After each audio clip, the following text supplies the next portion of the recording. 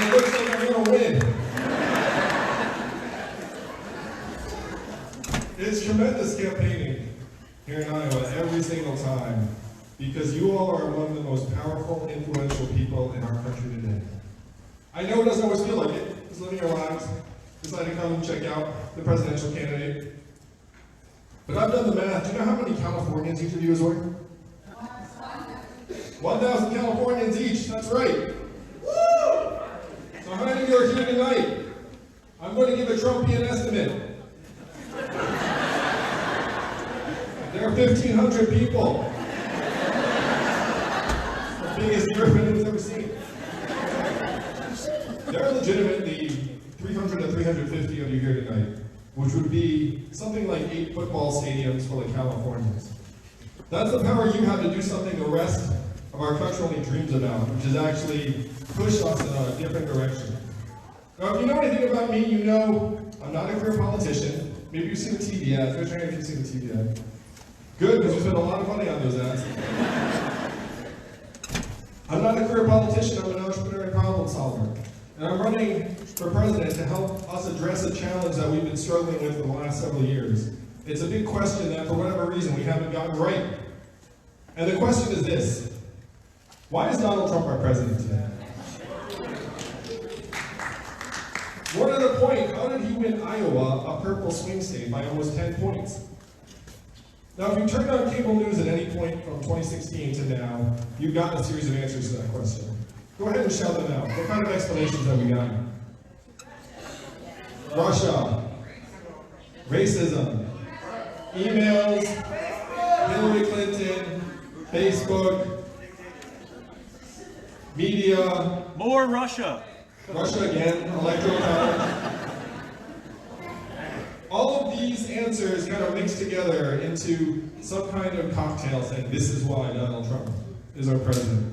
But Council Bluffs, I'm a numbers guy, and the numbers tell a very clear and direct story that I think many of you will find familiar. Over the last number of months, we eliminated 4 million manufacturing jobs in this country. And where were those jobs primarily located? Ohio, Michigan, Pennsylvania, Wisconsin, Missouri, and 40,000 right here in Iowa. I have been to those towns that lost their manufacturing jobs here in your state. After the manufacturing plant closed, the shopping district closed, people started to leave, the schools shrank, and that community has never recovered. I have seen the exact same pattern play out in Missouri, Ohio, Michigan, Pennsylvania, because I spent the last 7 years running a nonprofit that helped create several thousand jobs in those states. And I began to feel like my work was like pouring water into a bathtub that had a giant hole ripped in the bottom. My organization was successful enough that I was hired by the Obama administration multiple times. I got to bring everyone to meet the president. So my in-laws really liked me for about a week. But unfortunately, I saw the water level going down, not up, in many parts of the country. And what happened to the manufacturing jobs is now shifting to other parts of the economy. How many of you noticed stores closing around where you work and live here in Council Bluffs? And why are those stores closing? Amazon, that's right. Amazon's like a spaceship sucking up $20 billion in business every year, closing 30% of your stores and malls. I was just at a mall that had its JCPenney closed, and you know that malls can go from cheery to spooky pretty quickly. Being a retail clerk is the most common job in the economy. The average retail clerk is a 39-year-old woman making between $8 and $12 an hour. What is her next job when the store closes? What?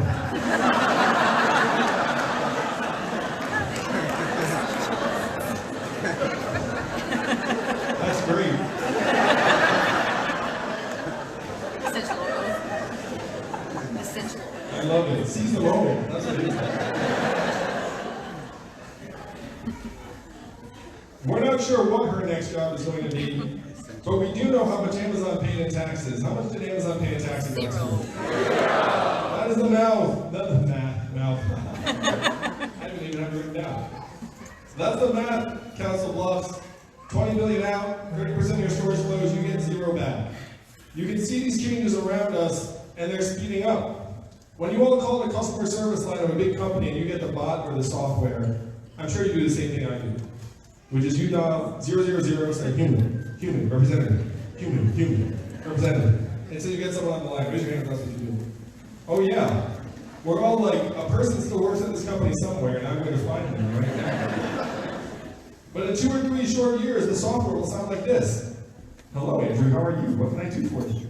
It'll be fast, seamless, efficient. What will this mean for the 2.5 million Americans who work at call centers right now making $10 to $14 an hour? How many of you all know a truck driver here in this part of Iowa? Most common job in 29 states, 3.5 million truckers, 94% men, average age 49. My friends in California are working on trucks that can drive themselves. They say they're 98% of the way there.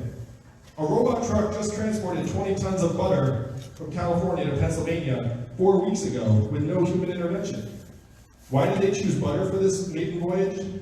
I have no idea. But if you Google robot butter truck, you will see this story pop up. And then at the end of the route was a giant stack of pancakes, as far as the eye could see. I made up the pancakes. But the robot trucks are coming. What will that mean for the 3.5 million truckers in our country, or the 7 million plus Americans who work at truck stops, hotels, and diners that rely upon the truckers getting out and having a meal every day? How many of you have been to Iowa 80 in Davenport? That's got a meat buffet. They say that 5,000 people stop there every day. How many people will stop there if the trucks no longer have drivers in the front? Council of Bluffs, we're in the midst of the greatest economic transformation in the history of our country, what experts are calling the fourth industrial revolution. Chances are this is the first time you've heard a politician even say the words fourth industrial revolution, and I'm barely a politician. Evelyn can vouch for the fact that if she thought I was going to run for president when we were dating, she would have run the other direction. And certainly when I was growing up, my parents weren't like, you're going to be president someday. They were more like, you're terrible, clean your room. But in 2016, Trump wins, I go through the numbers, I see that this transformation is about to take off. We're scapegoating immigrants and problems immigrants have next to nothing to do with. If you go to a factory in Michigan, you don't see wall-to-wall immigrants doing work. What do you see? Wall-to-wall robot arms and machines. So I went to our leaders in DC, and I said, what are we going to do to help our people manage this historic transition? And what do you think the folks in DC said to me when I asked, what are we going to do? Go away. You just made the shrug emoji. Someone at another event made the Scooby-Doo, like, ooh, oh, oh. The 3 responses I got out of the folks in DC were these. Andrew, we cannot talk about this. Andrew, we should study this further. And then the third one, you'll find familiar. Andrew, we must educate and retrain all Americans for the jobs of the future. How many of you have heard that? Yeah, that's a very politician type statement, right? But on the math, I looked at the studies. Do you all want to guess how effective the government-funded retraining programs were for the manufacturing workers who lost their jobs in the Midwest? You know it's low because I'm anchoring you very low. They lose their jobs, they don't all march outside and say, I'm here for my coding training program. That's not reality. The training programs were a total dud, had success rates of 0 to 15%. The truth is that almost half of the manufacturing workers that lost their jobs in the Midwest left the workforce and never worked again. Of that group, almost half filed for disability. You then saw surges in suicides and drug overdoses in these communities to the point where America's life expectancy has now declined for the last 3 years in a row. You know the last time America's life expectancy declined 3 years in a row? Spanish flu. The Spanish flu of 1918, that's right, gang gang. You have to go back 100 years because it's highly unusual for life expectancy to ever decline in a developed country. It ordinarily goes up and up and up because you're getting richer, stronger, healthier. But in the US, it's gone down and then down and then down again. So when I said this to the folks in DC, one person said something that brought me here to you all tonight. He said, Andrew, you're in the wrong town. No one here in DC will do anything about this because fundamentally DC is a town of followers, not leaders. And the only way we would do something about it is if we were to create a wave in other parts of the country and bring that wave crashing down on our heads. And I said, challenge accepted. Yeah!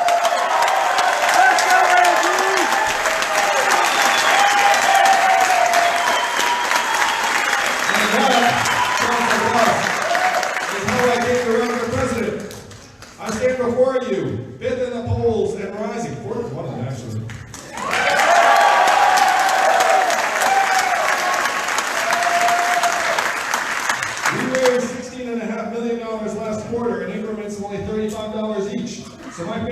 almost as cheap as Bernie's. But there was no corporate PAC money in there. This is an uprising of the people. Take back the government.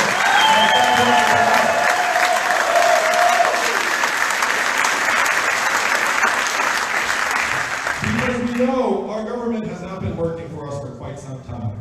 What's it been working for? It's been working for the rich companies, the almighty dollar, just following the money. Corporate profits are at record highs and our life expectancy is going down. Which do you listen to? We know which one DC is listening to. They can't even see us and life expectancy anymore. They're just following the money. And I have a couple of big ideas on how we can fix it, Council Bluffs. I'm for term limits for members of Congress. Yeah.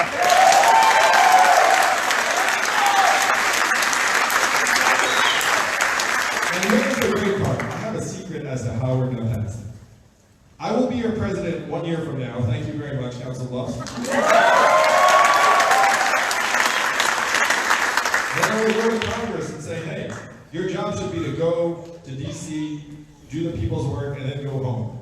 It should not be to stay here and say, I like it here, I like it here, let me stay for as long as possible. So, what we're going to do is pass 12-year term limits for all members of Congress, but current lawmakers are exempt. Do you think they'll pass that? Yeah. Oh yeah, they would pass that because it doesn't affect them. They'd be like, we do this for the American people. But then, everyone who comes in after them will be subject to this term limit. The original people would wash out eventually, and you'd wind up with a Congress that actually was listening to us and trying to vote our interest because they know they have to come home. Donald Trump said he wanted to drain the swamp. I want to do something a little bit different, Council Bluffs. I want to distribute the swamp. Now, what do I mean by that? Why do we employ hundreds of thousands of government workers in the most expensive city in the country? Why wouldn't we take some of those jobs and move them to Michigan, Ohio, Pennsylvania, Iowa?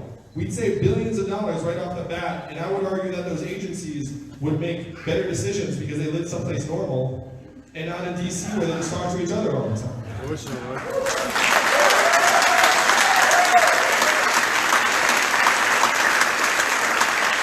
But we definitely have to do something different. Washington, D.C. today is the richest city in our country. Think about that for a second. What do they produce? None of us quite knows. So we have to rewire this economy to work for us and our families at least as well as it's working for them. Now you're here tonight, you've seen the ads, you know I'm championing an idea that seems very dramatic, almost too good to be true. I want to give every American $1,000 a month starting at age 18. Raise your hand if you thought, wow, that's too good to be true, unrealistic, will never happen. Raise your hand. I get it. But this is not my idea, and it's not a new idea in Council Bluffs. Thomas Paine was born at the founding of our country. He called it the citizen's dividend for all Americans. Martin Luther King, whose birthday we celebrated just a week ago, was fighting for this in 1968.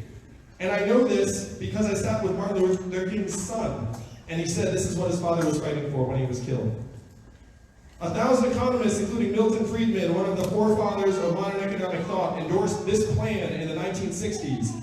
It passed the U.S. House of Representatives twice in '71 under Nixon.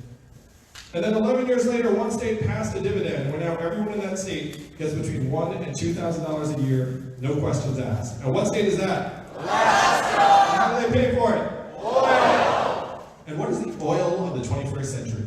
Technology. Data, technology, AI, self-driving cars and trucks. A study just came out that said that our data, your data, is now worth more than oil. How many of you saw that study? Raise your hand. How many of you got your data check in the mail last month? If your data is now worth billions of dollars a year, and you are not seeing a dime, where is all of that money going? Amazon, Google, Facebook, Apple, the trillion-dollar tech companies that are paying next to nothing or nothing back into our country. Do you see how this game works, Council Bluffs? This feeling that you are getting sucked dry and these companies are laughing all the way to the bank, that's true. And I'm going to ask you all, whose fault is it that Amazon, this trillion-dollar tech company, pays less in taxes than everyone that's here tonight? Is it their fault? No. Whose fault is it? It's our fault. It's our government's fault. You have to be pretty asleep at the switch or corrupt to think that it's appropriate for $1 trillion tech company to pay less than the average American.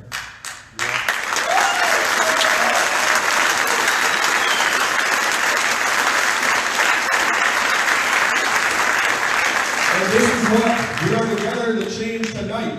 If we reach up and get this value that is leaving your towns and communities and bring it back, give you a tiny sliver of every Amazon sale, every Google search, every Facebook ad, eventually every robot truck mile, an AI work unit, we can easily afford $1,000 a month to give to every single person in our country. Particularly because after this money is in your hands, Council Bluffs, where will it go? How much of it would stay right here in Iowa? Most all of it. Not all of it. You might get your own Netflix password.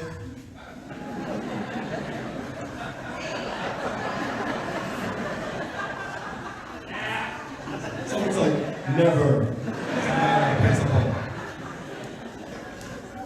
But most of it would go to car repairs you're putting off, and daycare expenses, and Little League signups, and local nonprofits, and religious organizations. Council Bluffs, this is the trickle-up economy. From our people, our families, and our communities up. This would actually give our children a secure path forward. Because if you're a parent, first raise your hand if you're a parent like me and Evelyn. If you're a parent, you have had this sinking feeling that we're leaving a future that is less bright, less secure, and less prosperous for our kids and the lives that we have led. I know you felt this way. And I know you felt this way because it is that way. If you were born in the 1940s in the United States of America, there's a 93% chance you were going to be better off than your parents were. That's the American dream. That's what brought my family here. That's what we all aspire to for our kids. But if you were born in the 1990s in this country, you're down to a 50-50 shot and it's declining fast. That is why the parents in this room feel the way we do. That is why the young people in this room feel the way you do. Because you see that the obstacles are higher and the paths forward are less secure than ever. So in this context, imagine a country that you can make real on February 3rd, where we can look our kids in the eyes and say to them, your country loves you, your country values you, and your country will invest in your future.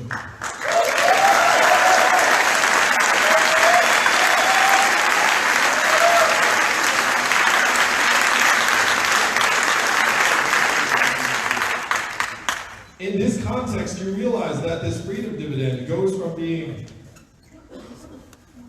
dramatic to necessary or vital very, very quickly.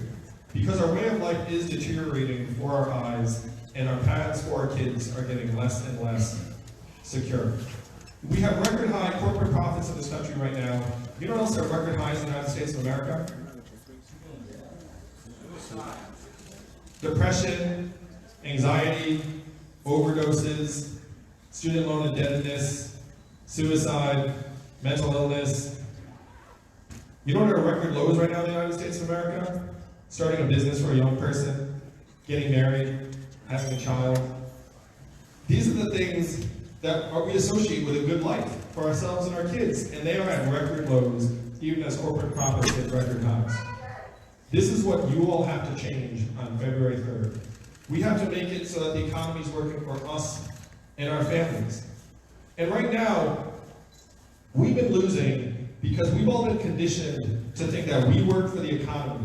And I'm here to tell you tonight, Council Bluffs, the economy works for us.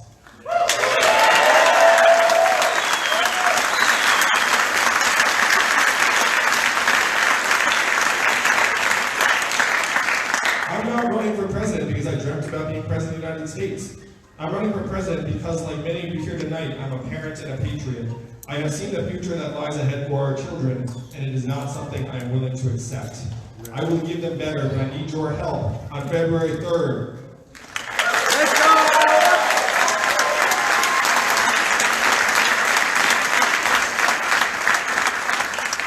So we're being told all the time that things are great. Corporate profits, stock market prices, headline unemployment. But we all know things are not great where we live and work and in our families. And I know from my own family how off-base the economic measurements are. Evelyn is at home almost every day with our 2 boys, one of whom is autistic. How much is her work valued at in our economic measurements? 0. She gets a 0. So does every stay-at-home parent in our country. How about caregivers who are taking care of ailing loved ones? That's also a 0. How about activists and volunteers trying to make our country, our communities better? How about mentors and coaches looking out for our kids? Every once in a while they get paid, but most of the time it's 0. How about 95% of artists? You know one thing you don't think about Council Bluffs, but it's really important. How about local journalists? We have put almost 2,000 local newspapers out of business over the last number of months because all of their revenue went up to the cloud, and you can't run a newspaper on that revenue. So now we have 200 counties in the United States that don't have a local paper. You know what doesn't work as well if you don't have local news? Democracy, that's right. Because how can you vote on what's going on in your community if no one's even covering what's going on in your community? These are the things we claim to value most in our lives. Our children, our families, our communities, and our democracy, they are each being zeroed out one by one, Council Bluffs. What you have to take to the rest of the country on February 3rd is that we each have intrinsic value as an American, as a citizen, and as a shareholder of the richest country in the history of the world. Yeah!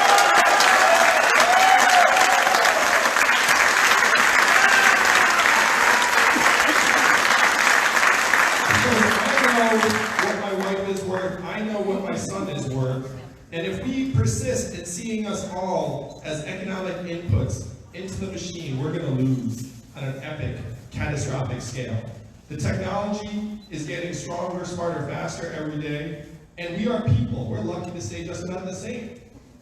Here in Iowa, you all have witnessed these changes front and center. They started on your farms as we mechanized and consolidated away thousands of agricultural jobs. It shifted to your factories, wiping out 40,000 manufacturing jobs, shuttering those towns. Now it's on your main streets, closing 30% of stores and malls. You have to stop it before it hits your highways. If you miss this opportunity on February 3rd, what happens over the next 4 years? Oh, gosh. Do our kids' futures get brighter over the next 4 years? That is what we have to change, and we can change it. That is the power in this room tonight. Donald Trump is our president today because he had a very simple and powerful message for our country. He said he was going to make America great again. What did Hillary Clinton say in response? America's already great.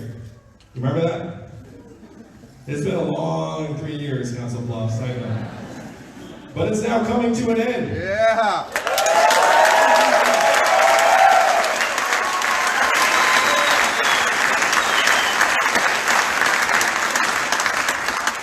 That response did not go over well with many Americans because the problems are real. We have to acknowledge the depth and severity of the problems in our communities, but then we need real solutions that will actually move us forward. What were Donald Trump's solutions? Build a wall, turn the clock back, bring the old jobs back. Council Bluffs, you know we have to do the opposite of these things. We have to turn the clock forward. We have to accelerate our economy and society to rise to the real challenges of the 21st century, like climate change. We have to evolve in the way we see ourselves and our work and our value. I am the ideal candidate for this job because the opposite of Donald Trump is an Asian man who likes math.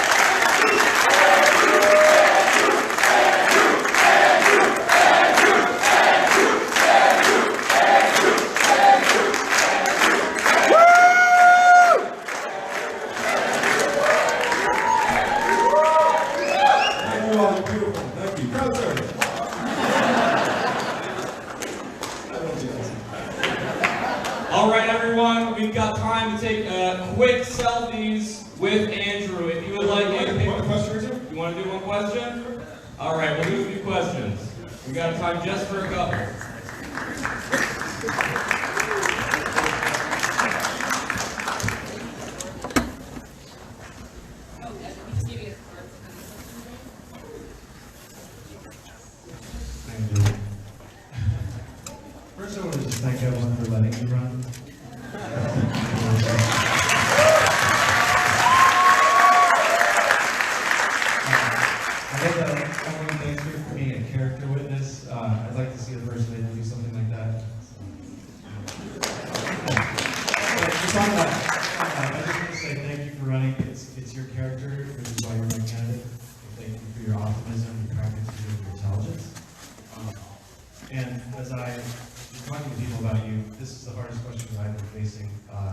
It's the most interesting inquiry that I can't answer, so I'm bringing it to you. Sure.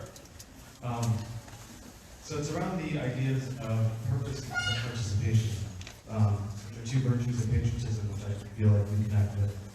And it's whether or not the creative dividend is a motivating factor for people to be productive members of society. If you look at history, we've automated jobs. 200 years ago, 90% of people were farmers, and we've automated that. Now less than 1% are farmers. And now we have better quality of life, great industrial revolutions, better standard of life, better quality of life, and people have more jobs than they can not imagine. So I just want to know, alongside the creative dividend, is it a motivating factor, or how would you respond to those that are welcoming more jobs that we can't perceive that are happening? Thank you very much. And actually, I like the first two-thirds of that question. So there are actually two distinct thoughts in there, and I'll address each one. So the first is, won't there be all these wondrous new jobs that we have not yet foreseen as we automate away the current jobs? And the answer is yes, there will be, but they will tend to be in different places, requiring different skills and in smaller numbers than the jobs that are being lost.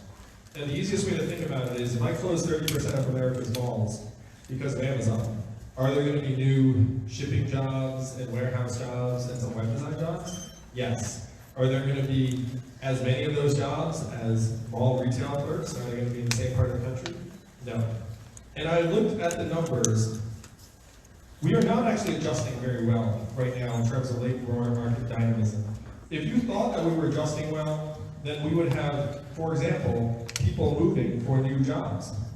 But Americans have been moving across state lines at multi-decade lows, which is not what you'd expect if everyone was something happening. Like, I'm going to move to Seattle, I'm going to go get that website job. Like, that's not what people are doing in real life. The second thing is, what is the motivating or demotivating impact of $1,000 a month? And so I want you all to imagine this country, which you're going to make real on February 3rd. Imagine a country where seniors in high school start getting $1,000 a month their senior year, and they get a financial literacy class the first semester of their senior year, so they kind of know what to do. And then senior spring, we send them to another part of the country for a month to live and work, to get a sense as to how some other Americans live. It's going to be like kid swap, essentially like senior year, like senior spring, like you send your kid this way, and they'll cluster in groups of 12 or 15. Because we know they're not learning anything senior spring anyway, we might as well get them some exposure through the American Exchange Program.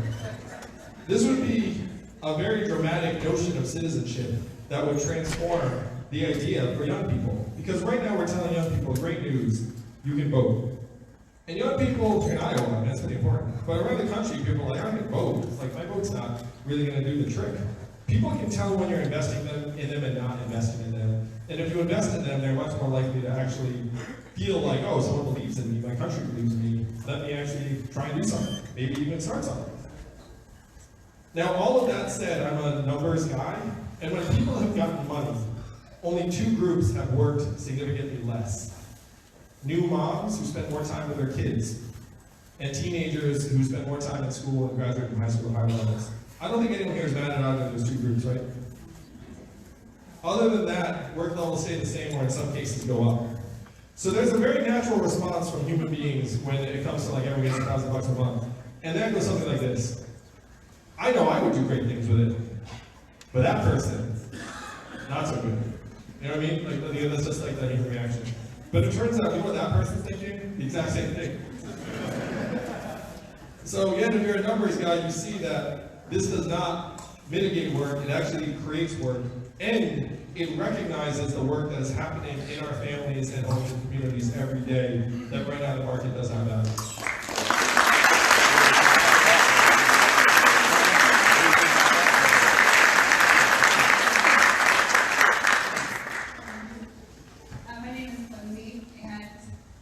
Really, I just wanted to first thank you for just taking this time out to sacrifice on behalf of all of us, and also to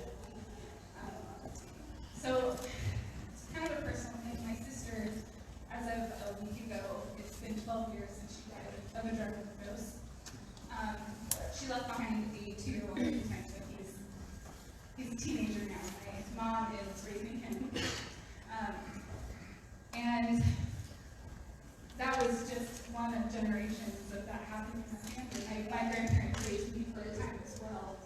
And I see this horrible phenomenon happening more and more, where people are depressed and they are helpless and hopeless, and they then go towards drugs and become addicted, and then it doesn't just affect them, but the entire generation that raised them, because then they oftentimes end up raising grandchildren. And for my grandparents, they were on a fixed income, and so I know what a sacrifice it was for them to do. My mom, she works in a grocery store, and she's raising my nephew. Her store that she's opened without for some time has already gotten rid of a lot of jobs because of automation. My fear is obvious that what if it comes to her job, what's going to happen to her, what's going to happen to my nephew. So my question really is, what do you see the Freedom Movement doing in terms of generational effects?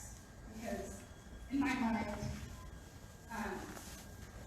there's nothing clearer than what you're proposing to just have lasting change, but especially in terms of people who are addicted to drugs and how that affects generations. How do you see the Freedom Movement essentially being used for them?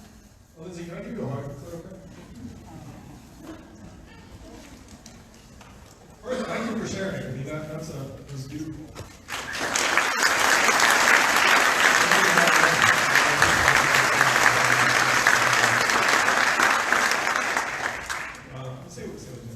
I'll have a conversation with you all. Mike's on. So there are two components to what you're describing. Number one is the substance abuse epidemic in our country. 8 Americans die of drug overdoses, mainly opiates, every hour still. There was a point in the not so distant past that there were more opiate prescriptions in the state of Ohio than there were human beings in the state of Ohio. And our government tried to block eyes. Our government said, well, I guess that's appropriate. And it was a failure of catastrophic proportions. Families, communities have gotten destroyed by it, and there's no bringing it back. So we have to come clean and say, as a country, we have failed our people by allowing privately pharmacies, drug companies to essentially prey on people, dispense these OxyContin prescriptions and pretend he's not addicted. We fined them $635 million, which sounds like a lot, until you realize they made $30 billion and they got a 2% fine. And our relatives are paying the price for them essentially making blood money off of us. So as president, number one, I would go to these drug companies and say, every dime we made wrecking our lives, we're going to take back. And then we're going to...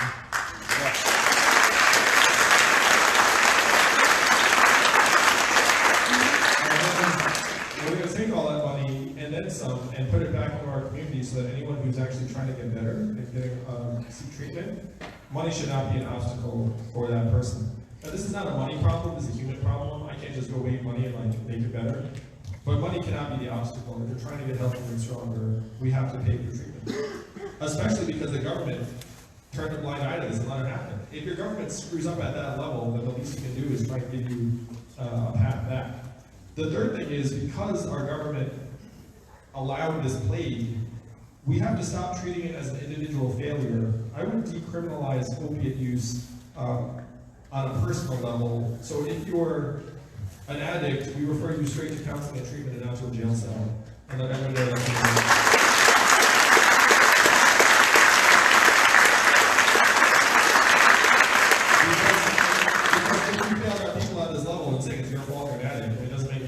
You're like, look, if you're a dealer, you go straight to jail. But if you're struggling with addiction, you should know. You step forward, you just get help, no criminal record. Like, we just have to try to help you. Now, as for money in people's hands, it sounds like your nephew's 14, you know, and your mom's a freaking superhero. Let's give her a round of applause.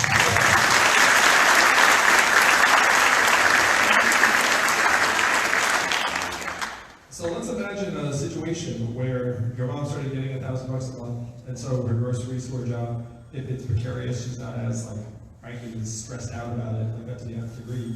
You get $1,000 a month, and I'm sure you would be a pretty good aunt, and like, you know, like take your nephew out to like a movie or something. And then when he turns 18, he gets $1,000 a month, and so then he starts thinking, well, should I go to community college? Like, should I go to trade school? Should I go figure it out? Like, he'll actually have a leg to stand on.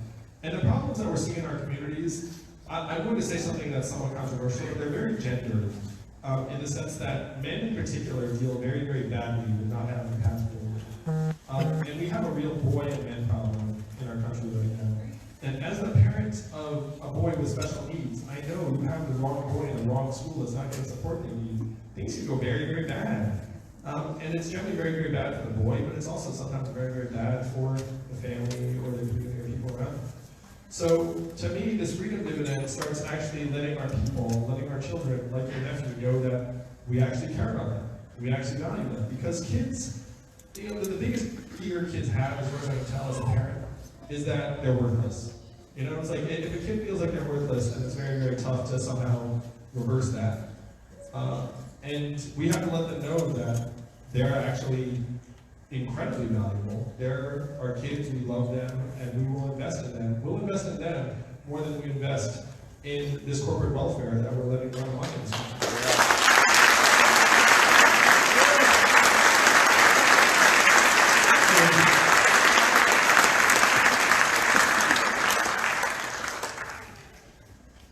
This will be your last question. Hi Andrew, my name is Luke. I'm a 20-year-old college student.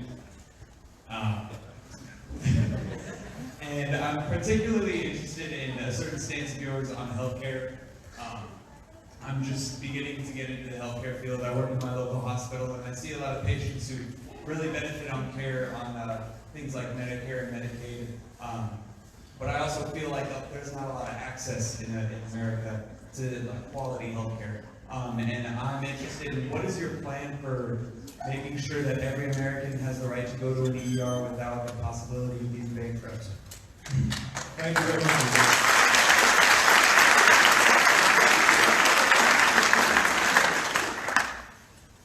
Our healthcare system is so broken. We can sense it. I'm going to share a story with you from an Iowa family doctor on the trail 2 days ago. He said, hey, when people get sick in this town, they can't work because they're sick. So they get fired. They lose their health insurance. Then they file for Medicare or disability. But it takes a while. And their health worsens. They don't have coverage during that gap. And they often die before they actually get coverage again. And so what this doctor said to me was, we need to make it so that employment and health insurance are not linked.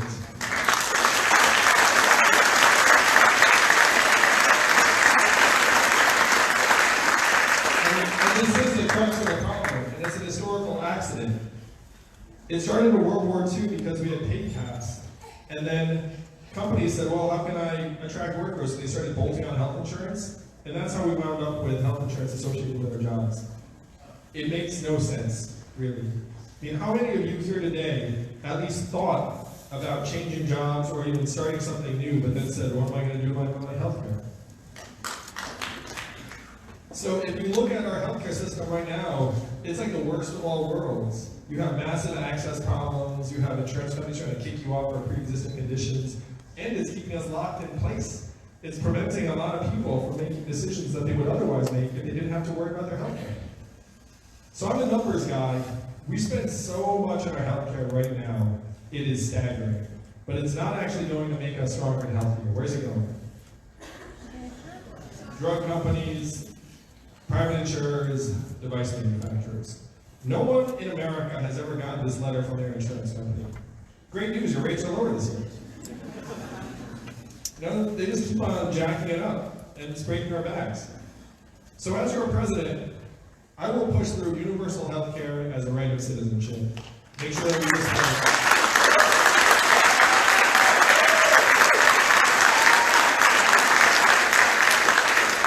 and I know we can do it because I've seen where the money's going now and this is completely out of whack. Now, I would not try to legislate away private insurance plans, because many of you have private insurance that you kind of like, and some of you even gave up other things for that insurance. So we need to provide universal health care and demonstrate to people that this public plan is high quality and low cost and high convenience. And if we do that, then over time, we'll bring more Americans onto the plan. But to me, this is the direction we should have gone decades ago. We have this hodgepodge, irrational system that's been built up over decades. And just like in everything else in our country, the money's beating the people. Where these companies are profiteering at our expense. If we spent the $3.6 trillion a year that we're spending on these companies, on making our people and families stronger and healthier, you would see dramatic results very quickly. And that is what I'll make happen as your president.